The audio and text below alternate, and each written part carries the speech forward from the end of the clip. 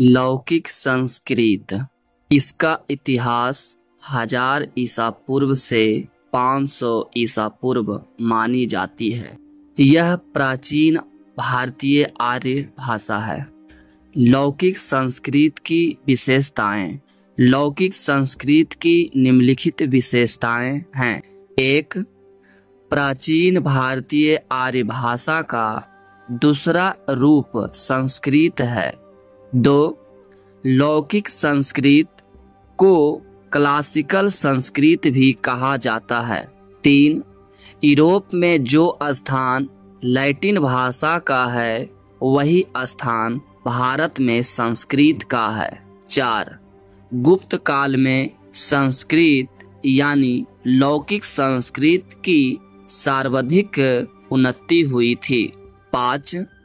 लौकिक संस्कृत का विकास उत्तरी भारत में बोली जाने वाली वैदिक कालीन भाषा से माना जाता है। 6.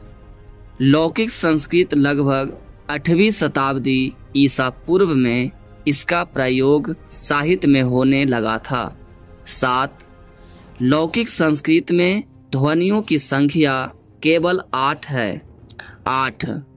लौकिक संस्कृत की विशेषता ही उसे वैदिक से पृथक यानी अलग करती है। 9. लौकिक संस्कृत में स्वरों की संख्या बहुत कम है। 10. लौकिक संस्कृत में लट लकार का प्रयोग समाप्त हो गया है। 11. लौकिक संस्कृत में उपसर्ग धातु से जुड़े हैं। 12. रिलीह स्वर का लोप हो गया है। 13. लौकिक संस्कृत में सप्तमी एक वचन विलुप्त नहीं होता है। 14. लौकिक संस्कृत में व्याकरण के नियमों का अनुसरण करना अनिवार्य है। 15.